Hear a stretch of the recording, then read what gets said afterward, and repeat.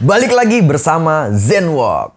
Kali ini gue akan ngebahas pertarungan antara Aska Corbuzier melawan Vicky Prasetyo.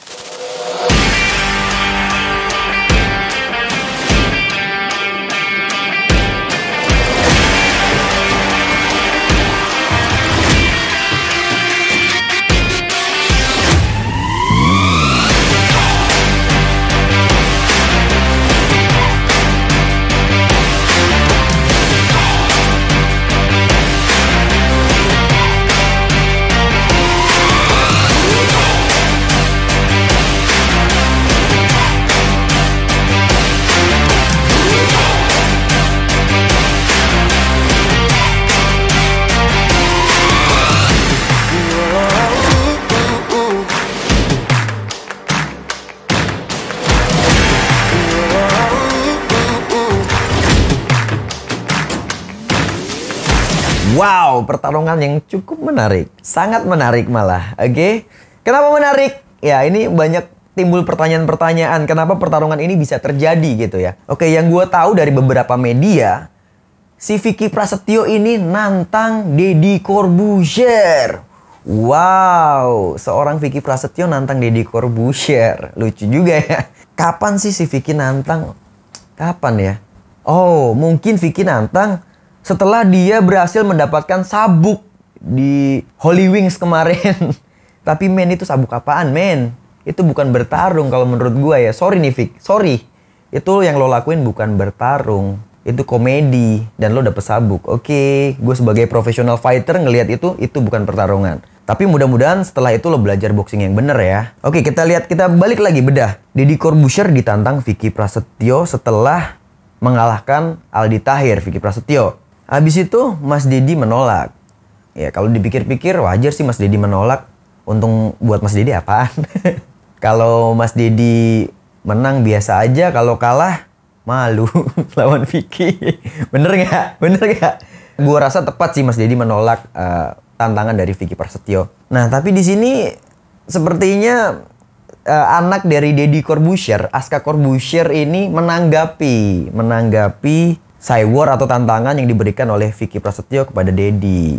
Sebagai anak, gue rasa mungkin kalau gue jadi anak Deddy, gue juga akan melakukan hal yang sama seperti Aska ya. Gue aja pi gitu mungkin. Gue aja Dad gitu. Nah, itu mungkin naluri seorang anak untuk membela bapaknya ketika ditantang orang. Mungkin seperti itu kali ya. Di sini si Aska mencoba untuk menerima tantangan yang diberikan kepada bapaknya. Dan Vicky pun mengiyakan untuk bertarung melawan Aska Corbuzier gitu. Nah, di sini mungkin banyak banget sebabnya si Aska mau meladenin juga ya. Satu tadi karena dia nggak terima bapaknya ditantang. Yang kedua mungkin karena ibunya pernah dinikahin terus dicerain sama Vicky. Vicky ini kurang ajar juga nih. Walaupun bilang Deddy tukang kawin. Nah, itu mungkin salah satu alasannya. Atau mungkin teman-teman Zenwalkers bisa menjawab alasan kenapa Aska mau melawan Vicky Prasetyo. Boleh nanti Zenwalkers komen di bawah. Nah, kasih tahu gue alasannya kenapa kira-kira Aska mau melawan Vicky Prasetyo. Sekarang Vicky Prasetyo, kenapa dia mau fight menantang Deddy Corbuzier? Apa alasannya kira-kira? Di konferensi pers juga gue nggak bisa nemuin alasan Vicky apa untuk menantang Deddy Corbuzier. Kalau gue tebak, dia cuman nyari exposure aja untuk naikin namanya. Kalau gue tebak ya, kalau gue boleh nebak nih. Teman-teman Zenwalker juga boleh nebak. Isi komentar di bawah. Kira-kira kenapa Vicky mau melawan Deddy. Dan sekarang mau melawan Aska Corbuzier gitu. Soalnya di konferensi pers juga nggak jelas tujuan si Vicky ini apa gitu. Nah sekarang kita berlanjut nih ke spek kedua fighter. Dari sisi Aska Corbuzier dulu. Aska Corbuzier berusia 15 tahun. Dan dia belajar bela diri dari kecil. Sejak dini udah diajarkan oleh Deddy Corbuzier bela diri. Udah dikenalkan gitu. Kalau nggak salah dia belajar taekwondo, Brazilian jiu-jitsu, kickboxing. Malah dia udah black belt kickboxing. Walaupun itu cuma kehormatan. Tapi dia berlatih dengan orang yang benar. Yang memang kompeten di bidangnya. Seorang master yaitu Mustadi Aneta. Itu salah satu pelatih gue juga. Kalau dari segi pengalaman bertarung atau jam terbang bertarung si Aska ini belum ada ya. belum memiliki, tapi kan nggak tahu kalau di sisi sparring-sparringnya seperti apa. Yang jelas kalau di tangan Mustadi Aneta sih lumayan ya, nggak main-main lah dari segi sparring, pasti serius. Kalau segi pertandingan, tapi ini lagi-lagi beda. Di pertandingan sama di sparring itu beda. Di pertandingan itu kita harus melawan nervous, mental kita harus kuat, harus memiliki fisik yang bagus. Nomor satu mental. Lo memiliki teknik yang bagus, kalau mental lo nggak ada, sama aja bohong. Teknik akan hilang, oke? Nah, kita lihat di sini apakah si Aska Corbuzier ini mampu mengatur atau mengontrol emosinya atau mentalnya, bisa terlihat nanti di pertarungan malam ini.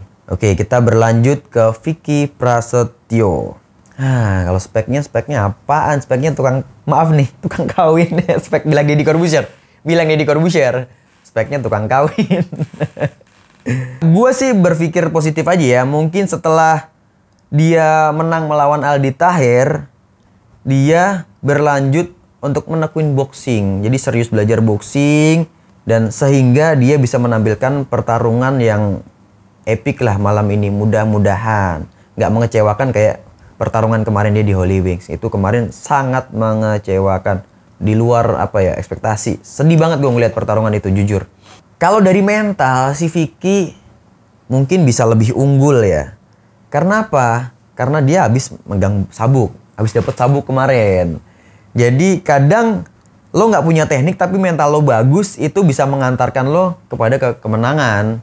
Itu bisa terjadi untuk malam ini, bisa aja terjadi. Itu kemungkinannya. Itu aja sih, kali gue nggak ngerti juga si Vicky backgroundnya apaan juga, gue nggak bisa bahas. Speknya apalagi Vicky, mungkin teman-teman bisa kasih ini Zen Walker, silakan kasih tahu gue Vicky apa aja sih bela diri yang udah ditekuninya. Yang gue tahu sih kemarin dari Holy Wing doang, pertarungan di Holy Wing. Sisanya gue nggak tahu. Sorry Bang Vicky, gue cuma tahu itu aja dari seorang Vicky Prasetyo selain tukang kawin.